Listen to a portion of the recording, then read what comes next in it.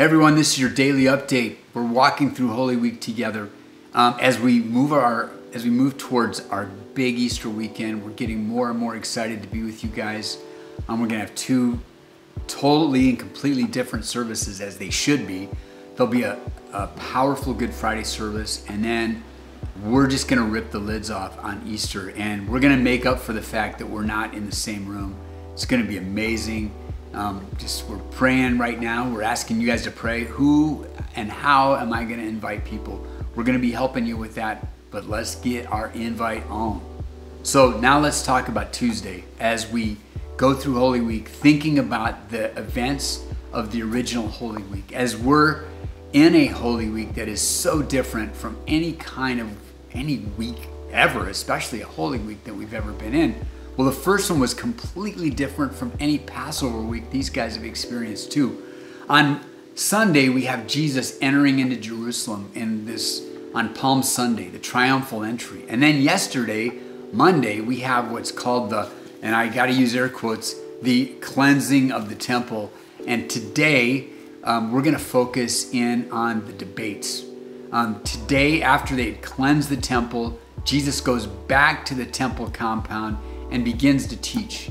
The temple complex is a massive complex with colonnades, and this, of course, the center of it is this beautiful, glimmering symbol of all that is the story of Israel. The place called the temple with the holy place, and then the Holy of Holies, where heaven and earth, God and man intersected. And in and around that, Jesus was teaching the people about the kingdom of God.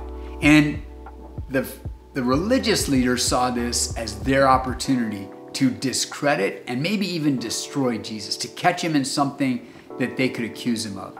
And so there's these various stories. Most of them are recorded in Matthew chapter 22, if you want to read them.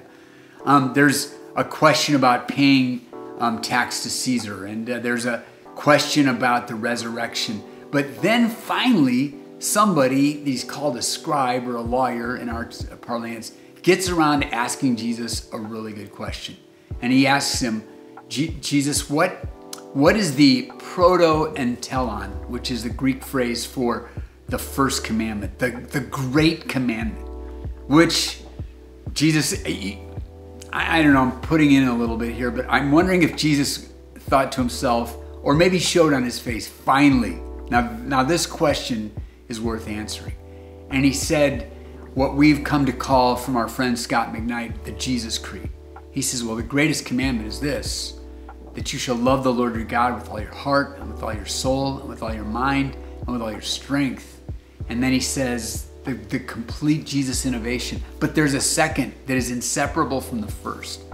And it's the one I just quoted is found in Deuteronomy chapter 6. Then he goes all the way to Leviticus, a completely different book, and says this commandment is inseparable from the great Shema of Israel. And it's this, and you shall love your neighbor as yourself.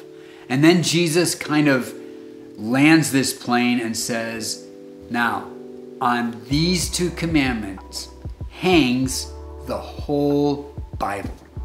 Everything in the Bible, all the commands of the Bible, all the commands in the Torah, in the prophets, in the Psalms, and even later, all the things, the exhortations in the New Testament, they all are about loving God with everything you've got and loving your neighbor as yourself. You know, in this season of disruption, as we're almost forced to examine what's going on in our inner life, the day before this, Jesus cleanses the clutter from the center of their spiritual lives, which was the temple.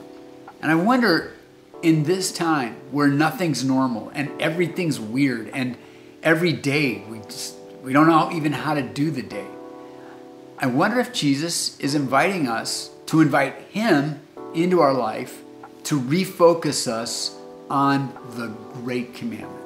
Not the clutter, not the secondary things, but can we use this day, can we use this Tuesday to say, God, do something in me to where I love the Lord my God. Do an inner work in me to where I can honestly say that I love you with everything I've got.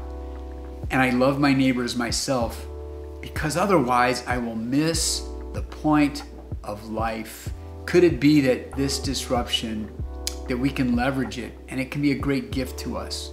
Because we were about to miss the whole point of our lives, our destiny, and God is going to rescue us from that.